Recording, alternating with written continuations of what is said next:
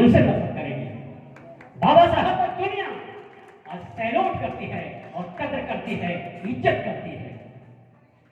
दुनिया तरसती है कि बाबा साहब का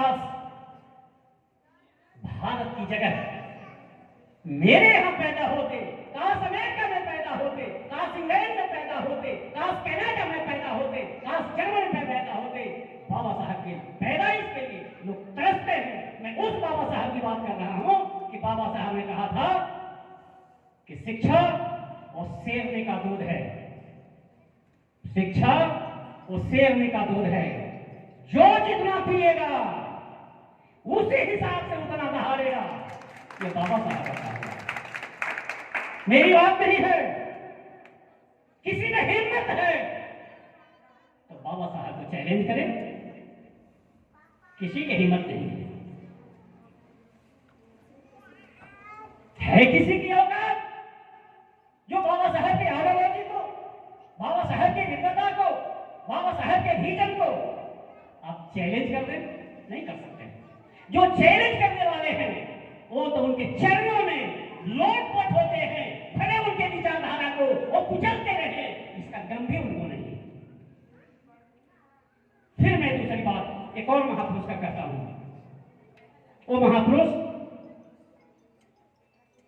दुनिया के महानतम चिंतक, विचारक और सामाजिक भेदभाव के महानायक, परम पूज्य आदरणीय दक्षिण अफ्रीका में पैदा हुए मैं नेल्सन मंडेला की बात कर रहा हूं। नेल्सन मंडेला साहब ने कहा कि अगर गांव बदलना चाहते हैं, अगर घर बदलना चाहते हैं, अगर कोई व्यक्ति अपने आप को बदलना चाहता है और वह व्यक्ति अगर देश बदलना चाहता है, समाज बदलना चाहता है, तो उसका सबसे आसान अगर कोई तरीका है, कोई आसान अगर हथियार है, तो उसका नाम शिक्षा है। शिक्षा है। ये नेल्सन मंडेला साहब का, जिसने 27 वर्षों तक दक्षिण अफ्रीका के जेलों में इसलिए नहीं थे कि उनके बच्चे भूखे थे, इसलिए नहीं थे कि उनकी बीवी भूखी थी, उनके घर नहीं थे, इसलिए थे कि भेदभाव हो रहा था दक्षिण अफ्रीका के अंदर, और सिर्फ रंग के आधार पर, गोरा और काला के आधार पर। और वह सब लंबे संघर्ष के बाद, अपना जीवन दुनिया को देने के बाद यह बातें कही कि अगर देश बदलना है, समाज बदलना है, घर बदलना है, बेटा बदलना है, बेटी बदलना है, परिवार बदलना है, तो उसका एकमात्र हथियार है, वो हथियार उठा लो, और हथियार है शिक्षा, और कोई दूसरा नहीं है। वो हथियार है विद्या, और कोई दूसरा नहीं है। एक बात और थोड़ा आज के माहौल में तकलीफ लगेगी, उन्हीं की बातें जोड़ देते हैं, मेरी बात नहीं है, ये नागेंद्र सिंह की बात नहीं, मैं बहुत पढ़ा लिखा नहीं हूं, लेकिन दुनिया के अंदर और भारत के अंदर जी महापुरुषों ने इस देश को बेहतर बनाने के लिए, जीने लायक बनाने के लिए, सबके लिए काम किया, जीवन का त्याग किया, परिवार का त्याग किया। मैं उनकी बात कर रहा हूं, नेल्सन मंडेला साहब का। दूसरी बात क्या कहा कि अगर दुनिया को मूर्ख बनाना है, किसी समाज को मूर्ख बनाना है, तो सबसे आसान हथियार है, और उसका नाम है धर्म, उसका नाम है धर्म। ये नेल्सन मंडेला का लाइन है, ये हमारे लाइन नहीं है। धर्म के आधार पर आप लंबे समय तक लोगों को मूर्ख बना सकते हैं, आप उनको ठग सकते हैं, आप उनको कुछ देंगे तो नहीं, आप उनका सब कुछ ले सकते हैं। ये धर्म, ये नेल्सन मंडेला साहब का लाइन। अब मैं आता हूं इस देश के महात्मा, और हम लोग आदर के साथ जैसे जैसे समाज जाग रहा है, बहुजन समाज जाग रहा है, और तमाम लोग, मैं बहुजन की बात नहीं करता, सभी लोग जितने जाग रहे हैं, जिस लेवल तक वो उनके दिमाग पहुंच रहे हैं, वो आदरणीय महात्मा ज्योतिबा फुले साहब का नाम लेते हैं।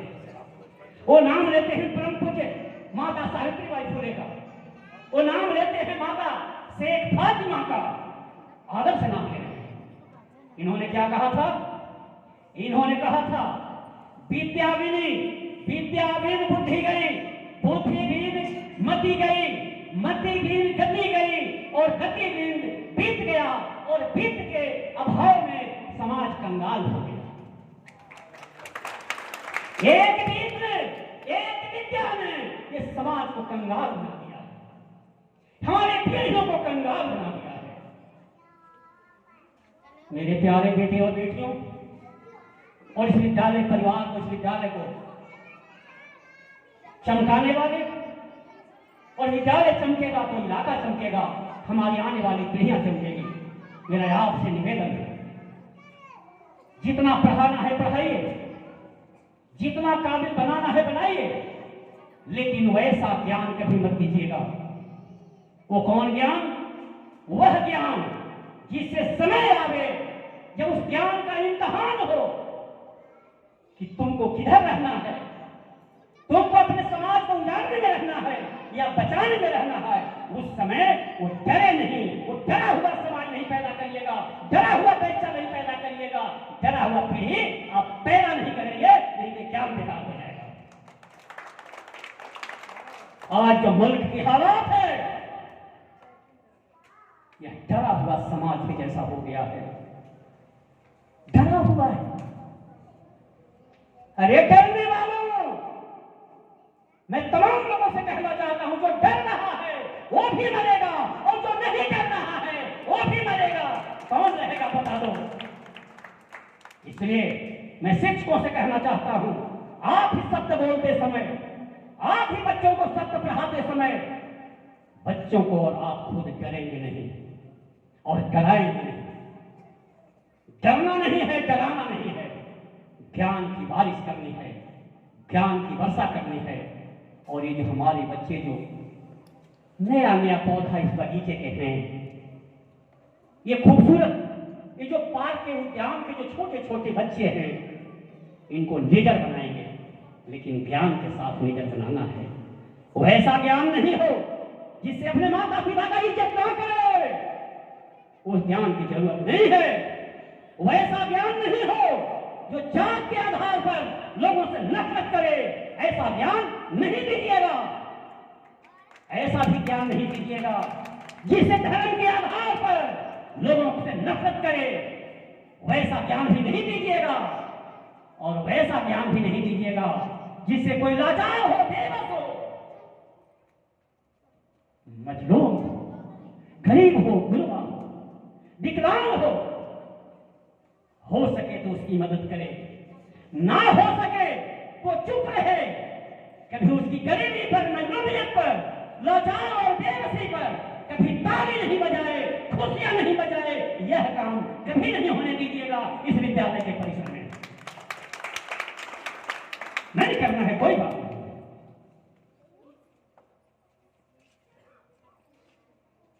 मैं एक बार 2-3 मिनट और कुछ मिनट समय लेने समय है। आप जानते होंगे, अगर आप पे हम जो बोलने जा रहे हैं थोड़ी अहंकार की बात हो सकती है, लेकिन माफ करेंगे, मैं बोलना जरूर चाहता हूं। लेकिन अगर आप अहंकार कहेंगे तो मैं कंफ्यूजन में हूं, बोलूं या ना बोलूं, लेकिन फिर भी हम बोलना चाहते हैं क्योंकि बोलना बड़ा जरूरी है। वो ये है, मेरा जीवन यहां के लोगों से छिपा हुआ नहीं है। मेरा घर और मेरा संघर्ष यहां के लोगों से छिपा हुआ नहीं है। आप किसी से पूछ सकते हैं। मैं वही मजदूर का बेटा हूं, केवल मजदूरी दूसरे के घर में नहीं करने जाते थे, लेकिन लगोटी पहन करके पूरा बदन नंगा, कंधे पर हल लेकर के और बूढ़ा भैंसा लेकर के मेरे पिताजी आगे जाते थे और मैं पीछे पीछे जाया करता था। मैं भी वहीं से आया और आज आपके सामने मैं बोल रहा हूं, बोलने के लायक हूं। आप सबों के दुआओं से और तमाम महापुरुषों के संघर्ष से मेरी बड़ी बेटी एडीएम, मेरे दामाद, अहंकार में नहीं लीजिएगा, इसका बाद में इसका कारण बताएंगे, मैं बता के रहा हूं। मेरे दामाद डीवाईएसपी है, मेरा बेटा डिस्ट्रिक्ट ट्रांसपोर्ट ऑफिसर है, जिला परिवहन पदाधिकारी। मेरे छोटे भाई, जिसको मैं कभी भाई नहीं समझा, बेटा और भाई में चुनना होगा तो मैंने किसी को कहा नहीं है, 1000 बार भी कहने की जरूरत नहीं है। मैं शुरू से ही मान लिया है कि भाई को चुनूंगा, बेटा को पीछे चुनूंगा, अगर दोनों में चुनना होगा तो, लेकिन चुनना तो है नहीं। वो छोटे भाई अभी ज्वाइंट कमिश्नर हैं भोजपुर में, उनकी बड़ी इच्छा थी,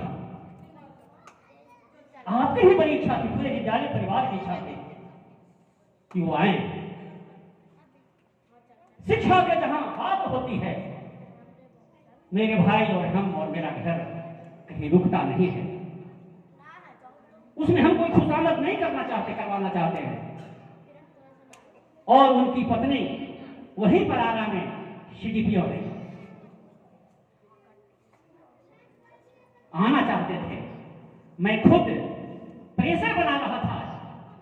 जिस भाई को भाई नहीं समझता, वो भाई जिसको पिता के जैसा दर्जा देता है, लेकिन उसकी शारीरिक हालत ठीक नहीं थी, तबीयत खराब थी, जिसके वजह से वो नहीं आ सके। मैं भी इतनी बातें कह रहा हूं।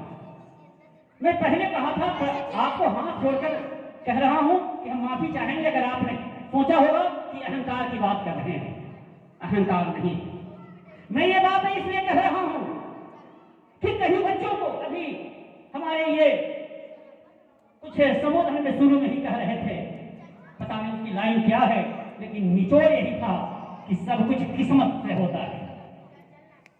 किस्मत में, तकदीर में जो होता है वो होता है। उस लाइन को हम पूरा रेखांकित नहीं करना चाहते हैं।